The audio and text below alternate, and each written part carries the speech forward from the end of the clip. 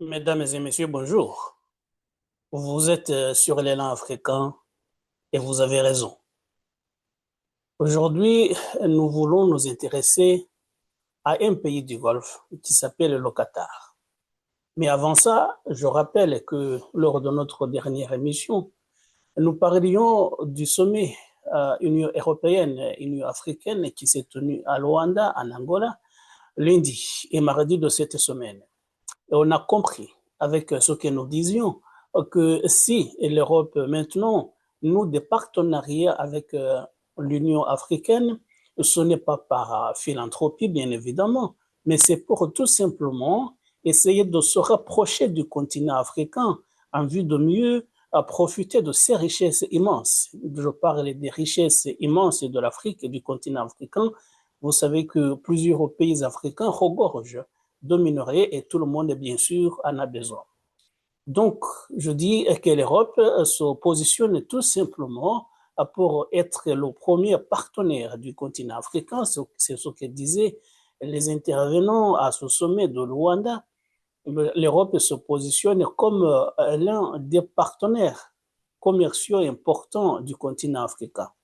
Mais nous avons insisté sur le fait que ces échanges commerciaux qui sont entre les deux continents sont déséquilibrés, puisque, bien entendu, le continent africain reste un pays, un continent qui perd dans tous les échanges commerciaux, surtout à cause des infrastructures qui font que le continent doit exporter ses matières premières et puis par après, le continent, les pays africains doivent importer les produits finis à des prix exorbitants. Mais comme je disais, bien sûr, ça c'était l'Europe. Mais l'Europe est en concurrence avec d'autres parties du monde, des puissances comme les États-Unis d'Amérique, comme les pays asiatiques, notamment la Chine, mais également des pays comme la Turquie. Mais il y a aussi des pays du Golfe. Des pays du Golfe, maintenant, j'ai cité le Qatar. Mais avant de nous intéresser au Qatar, vous savez que lors du sommet du G20 qui s'est tenu le week-end dernier à Johannesburg, en Afrique du Sud, il y a les Émirats arabes unis. On fait une annonce très importante par le biais du cheikh Khaled Ben Mohamed, le fils héritier des Émirats arabes unis, qui a annoncé que son pays, les Émirats arabes unis, ont décidé de débloquer une somme de milliards de dollars pour étendre les infrastructures d'intelligence artificielle sur le continent africain. Bien entendu, c'est une façon de montrer aux partenaires commerciaux africains que les Émirats arabes unis s'intéressent au développement des pays africains. Ça veut dire tout simplement en étendant les infrastructures liées à l'intelligence artificielle, ce qui permettra de mieux développer les domaines de l'agriculture, de l'éducation et de la santé. Et donc, ça veut dire, quand on débloque une telle somme, c'est qu'on attend les intérêts, bien évidemment. Mais le Qatar, alors, le Qatar qui fait l'objet de cette vidéo du jour, le Qatar, vous savez que le prince, l'émir du Qatar, était la semaine dernière à Kigali, au Rwanda, et à Kinshasa, en République démocratique du Congo. C'est une visite qui a été bien remarquée. L'émir du Qatar a été très très bien accueilli dans les deux capitales. On dirait même que les dirigeants des deux pays rivalisaient à montrer à l'émir du Qatar que chacun de son côté était intéressé évidemment par cette visite. Mais pourquoi justement? Il y a d'abord le côté diplomatique, et vous le savez que le Qatar maintenant héberge les pourparlers de paix entre les belligérants de la République démocratique du Congo, ça veut dire le gouvernement de Kinshasa et la rébellion du M23. Mais vous savez aussi que le Rwanda a joué un rôle important dans le conflit congolais puisque Kigali est accusé par les dirigeants congolais de soutenir la rébellion du M23. Et même avant le début des pourparlers de paix, vous savez, d'abord, on a vu le président congolais Félix Tshisekedi et le président rwandais Paul Kagame lors d'une rencontre qu'ils ont eue ensemble avec l'émir du Qatar. Donc, ça veut dire que les deux pays, justement, qui sont en conflit maintenant, ouvert, on ne s'en cache pas, mais voulaient montrer à l'émir du Qatar qu'il était le bienvenu, chacun dans le pays qui les dirige. Pourquoi justement cette rivalité? Pourquoi montrer à l'émir du Qatar que ce soit le Rwanda, que ce soit le Congolais, pardon, la République démocratique du Congo, qu'il est le bienvenu? Montrer justement, faire une sorte de concurrence pour que l'émir du Qatar peut-être choisisse, fasse un choix. Je choisis peut-être, c'est le président Tshisekedi qui m'a bien accueilli ou c'est le président Paul Kagame qui m'a bien reçu. Tout simplement, il y a ce côté diplomatique, puisque les pourparlers de paix de Doha sont importants pour les deux capitales. Mais, mis à part ce fait d'héberger des pourparlers de paix, mis à part ce fait de jouer un rôle important dans les efforts de paix pour que la paix revienne à l'est de la République démocratique du Congo, il y a surtout le côté commercial. Et c'est justement sur cela que nous voulions insister aujourd'hui. Le côté commercial, puisqu'on a vu surtout à Kinshasa, l'émir du Qatar a signé avec les autorités congolaises plusieurs accords bilatéraux dans le cadre du partenariat économique et commercial. 1. Le protocole d'entente dans le domaine des ports entre Qatar Port Management Company, Moani Qatar de l'État du Qatar, et l'Office national des transports ONATRA SAS de la République démocratique du Congo. 2. Le protocole d'accord de coopération dans le domaine juridique entre le ministère de la Justice de l'État du Qatar et le ministère de la Justice de la République démocratique du Congo. 3. Accord d'exemption des visas pour les détenteurs de passeports diplomatiques et passeports spéciaux de la République démocratique du Congo et l'État du Qatar. 4. Mémorandum d'entente entre le Fonds du Qatar pour le développement dans l'État du Qatar et le ministère des Affaires sociales, Action humanitaire et solidarité nationale de la RDC relatif au soutien apporté au projet de réponse d'urgence multisectorielle en RDC Nord Kivu. 5. Protocole d'entente sur la coopération dans les domaines de la jeunesse et du sport entre le gouvernement de l'État du Qatar et le gouvernement de la République démocratique du Congo. 6. Protocole d'entente relatif à l'établissement de consultations politiques sur des questions d'intérêt mutuel entre le ministère des Affaires étrangères de l'État du Qatar et le ministère des Affaires étrangères de la coopération internationale de la francophonie et de la diaspora congolaise de la République démocratique du Congo. Évidemment, le Congo a beaucoup d'atouts et tous les pays s'intéressent maintenant à la République démocratique du Congo pour ce qui est des matières premières dont nous parlions tout à l'heure. Ça veut dire que en signant ces accords de partenariat dans le domaine diplomatique et économique notamment, l'émir du Qatar, bien entendu, voulait du bien pour son pays. Mais avant ça, justement, il était à Kigali. Et Kigali, justement, le Rwanda aussi est un partenaire important du Qatar, sans avoir autant de ressources que le Congo.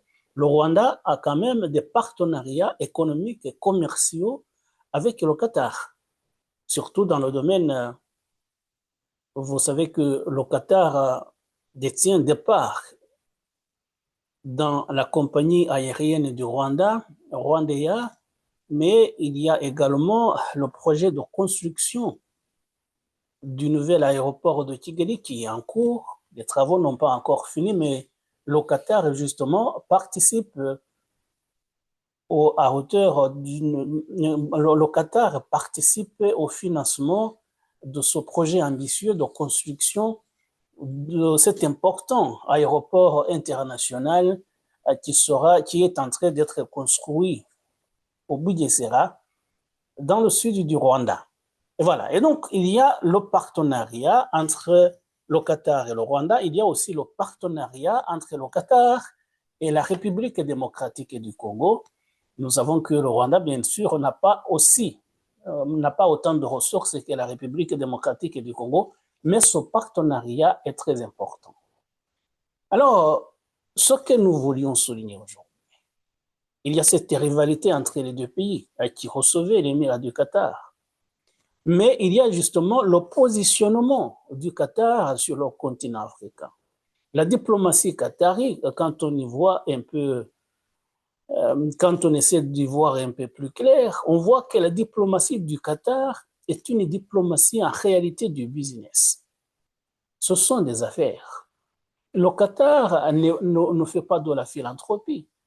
S'il y a justement ces efforts diplomatiques pour ramener la paix à l'est de la République démocratique du Congo, c'est pour que les entreprises du Qatar puissent investir, comme d'ailleurs le voulait également le président américain Donald Trump, c'est pour que la paix revienne à l'est de la République démocratique du Congo afin que les entreprises américaines, mais aussi le Qatar, bien entendu, puissent venir investir dans cette région qui est très riche, vous le savez, en minerais. Et donc, le Qatar, qui a les mêmes visées que les États-Unis d'Amérique dans cette région, le Qatar fait du partenariat économique l'atout majeur pour la diplomatie et qu'il mène partout dans le monde, et pas seulement en Afrique. Vous savez, par exemple, que le Qatar détient maintenant le club sportif de Paris Saint-Germain, par exemple, pour ne citer que cela. Mais c'est que, justement, la politique du Qatar consiste maintenant à vouloir investir, investir et investir encore. Les relations que nous, le Qatar, avec d'autres pays du monde, passent tout d'abord par le commerce, par les intérêts économiques. Et c'est ce que justement ce pays fait en Afrique et dans la région des Grands Lacs. En faisant des pourparlers de paix, en encourageant les pourparlers de paix entre le Rwanda et la République démocratique du Congo, le Qatar fait tout simplement ce qu'il a l'habitude de faire. Ça veut dire que la paix revienne afin que nos entreprises puissent investir dans cette partie du monde.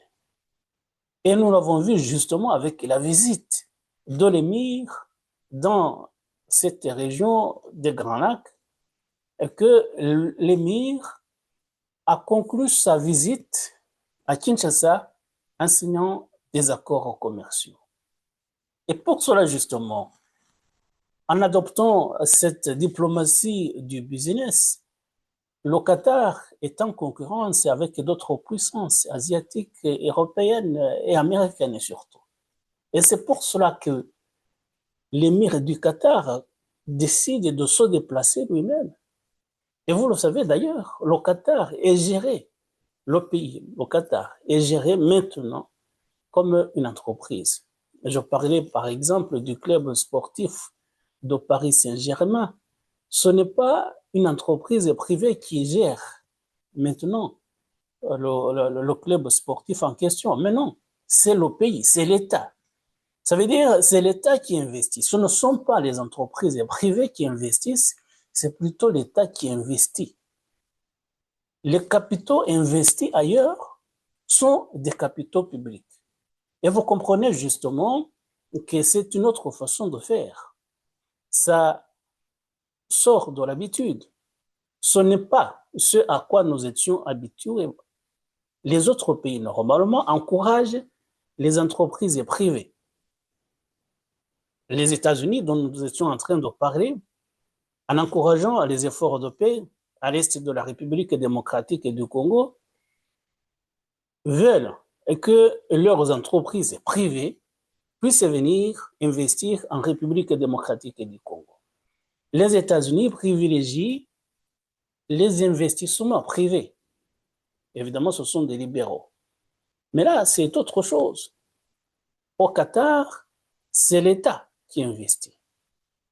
Tout ce dont nous sommes en train de parler, que ce soit les partenariats maintenant qui sont en cours entre le Rwanda, nous parlions de la compagnie aérienne du Rwanda, nous parlions de la construction de l'aéroport international de Kigali. Ce ne sont pas des entreprises privées qui investissent là-bas, mais c'est plutôt l'État. Et ça va être pareil, justement, pour la République démocratique du Congo. Évidemment, les contrats qui ont été signés entre les deux pays ne sont pas les premiers. Le Qatar est déjà présent sur le territoire de la République démocratique du Congo. Mais ce que je suis en train de dire, c'est que le Qatar, d'ailleurs, comme le Chinois, alors comme la Chine également, ce sont des États qui investissent. Autrement dit, je ne suis pas spécialiste en économie, mais c'est ce qu'on appelle des économies dirigistes. Des économies normalement dirigées par les autorités publiques. Et on sait que le Qatar a beaucoup de ressources. Les capitaux sont présents, disponibles. Et le Qatar peut investir partout où il veut. Mais justement, c'est ce qui est en train de se faire, non seulement au Rwanda, mais également en République démocratique du Congo. Je disais que les deux capitales, Kinshasa et Kigali, ont rivalisé à montrer, à accueillir avec les honneurs l'émir du Qatar. Mais tout cela, justement, entre en ligne de compte. Ça veut dire les dirigeants des deux pays voulaient que le Qatar s'intéresse davantage à chacun d'eux. Et ce n'est pas justement en accordant des aides. Maintenant, il faut je pense qu'on a dépassé maintenant ce stade. Le Qatar ne vient pas en accordant des aides humanitaires ou autres, les dons. Maintenant, je vais en arriver justement même au continent européen, puisque nous avons parlé hier de ce sommet qui s'est tenu à Luanda. Mais ce dont il a été question, justement, ce ne sont pas des aides au développement comme dans le temps on avait l'habitude de l'entendre. Non, non, ce sont des partenariats gagnant-gagnant, des partenariats économiques. Il ne s'agit plus de dire la France a accordé une aide au développement au Kenya, à l'Ouganda ou à un autre pays. Non, non, il s'agit de dire tout simplement vous avez des intérêts, nous avons également des intérêts. Maintenant, voyons comment nous pouvons collaborer dans le cadre des partenariats économiques. C'est de ça qu'il s'agit maintenant. Et le Qatar, alors, maintenant, les Européens viennent également, c'est comme les Américains, avec des entreprises privées, mais le Qatar, ce sont des investissements publics. C'est là justement la différence.